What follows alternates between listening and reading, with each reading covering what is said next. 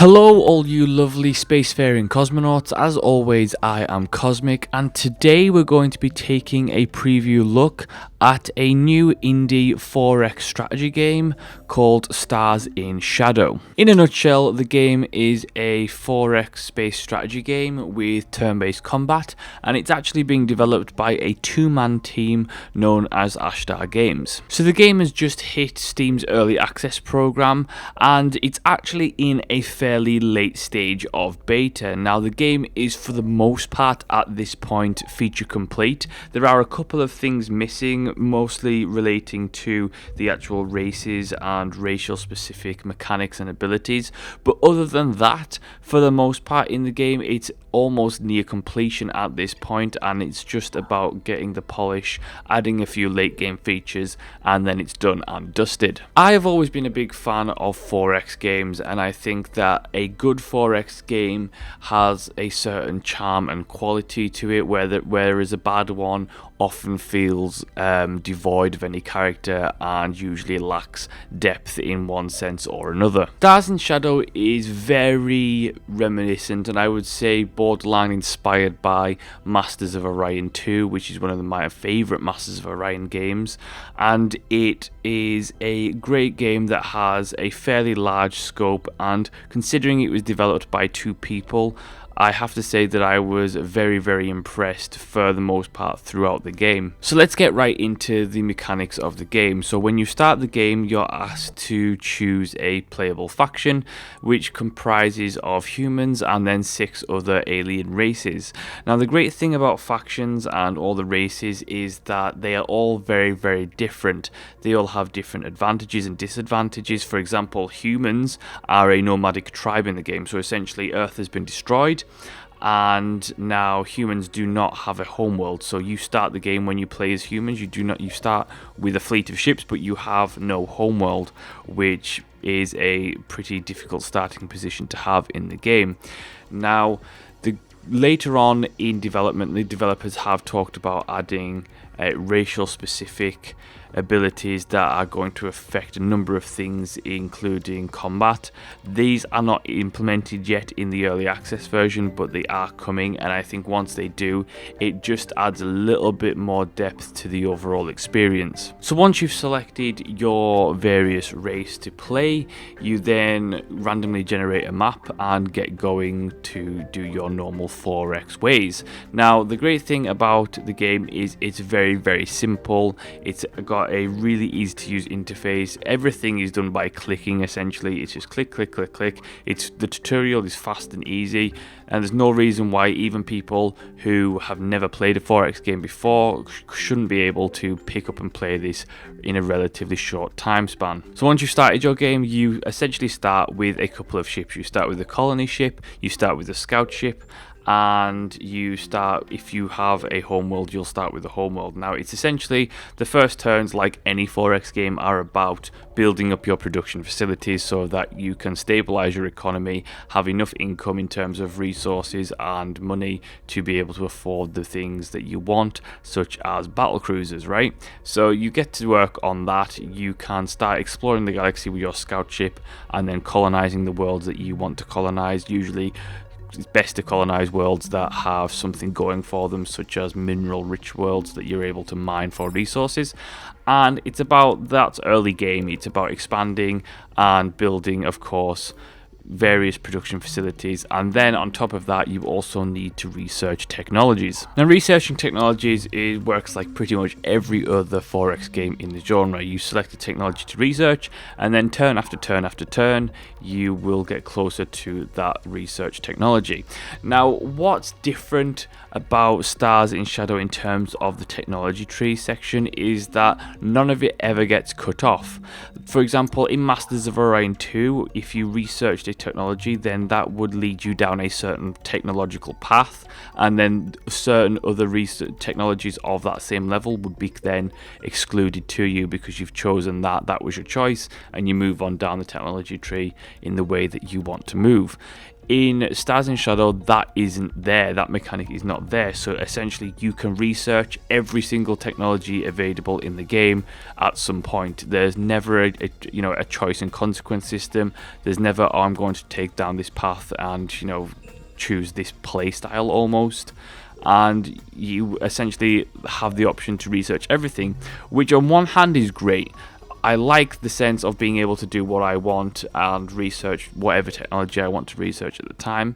However, I also think that inherently lacks a choice and consequence system that gives technologically researching something any valid meaning. Because ultimately, what I liked about Masters of Orion 2 was the fact that I wanted to choose a specific technology, and that would essentially affect my playstyle. So if I was going to research weapons and shields, then I wouldn't, maybe my agriculture side or resource management side would suffer for that. So if I wanted to play, aggressively, warlike, then, obviously I was going to suffer domestically for that.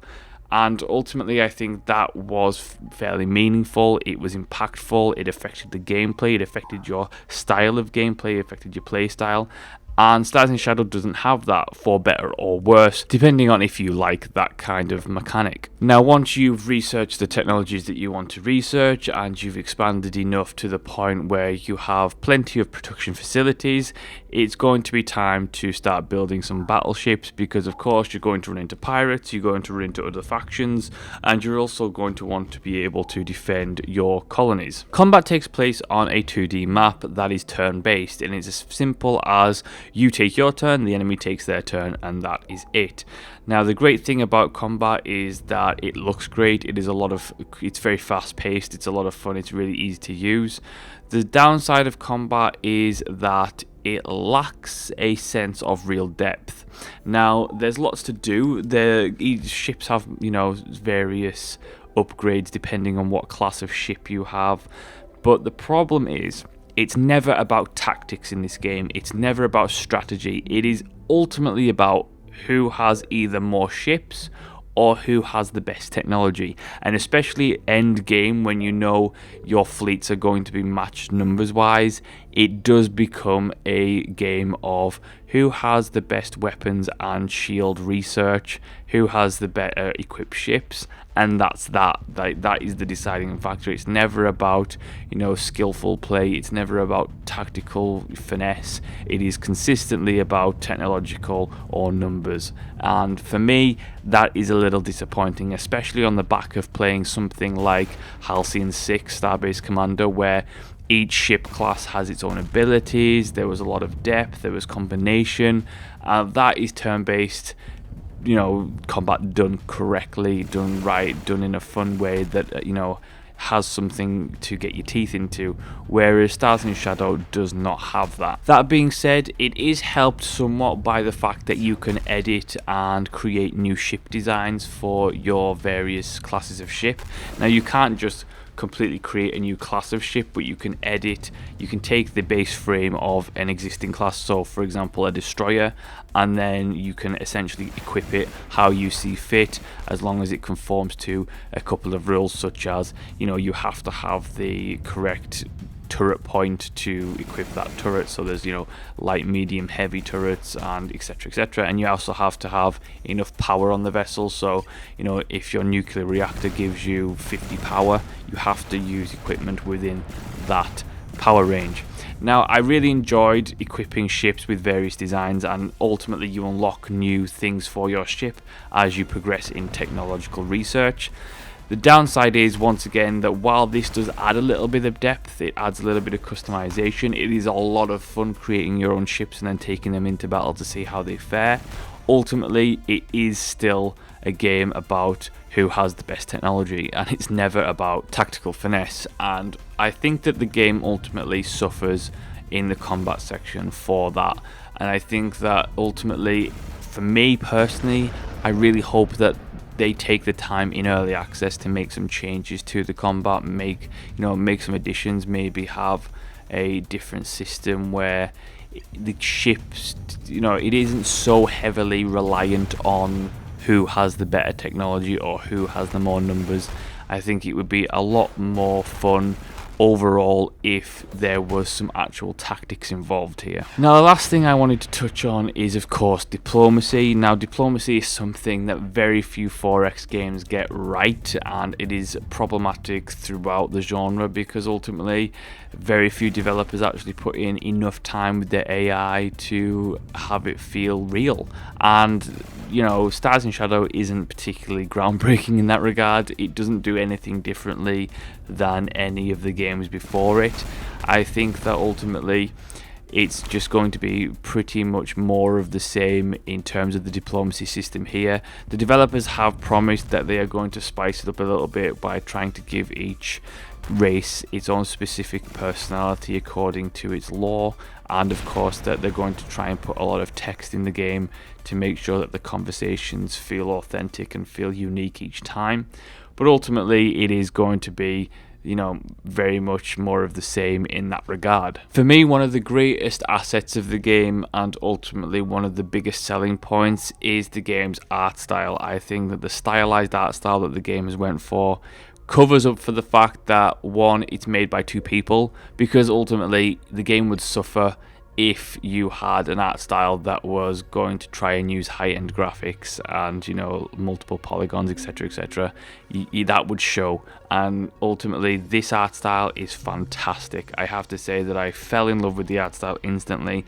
I think that the hand-drawn artwork is wonderful and it reminds me of so many comic books that I used to read as a child. It's a massive selling point. The audio also does a really good job of complementing the art style. It could do with a little touch up here and there, but ultimately I think that visually and audibly I think that the game is absolutely stellar. Ultimately, I think that as previews go, Stars in Shadow have left a great impression on me. I think it is a fantastic 4X indie game. I hope that the early access time in early access, which is should be around 10 to 12 weeks, so you're looking ultimately at a Christmas 2016 release. I think that I hope they take the feedback there. I hope they make some changes to the combat just to make it a little bit more meaningful, a little bit more impactful, and ultimately so that it actually has some tactics in there. I'd be really interested to see how the racial abilities affect the rest of the game.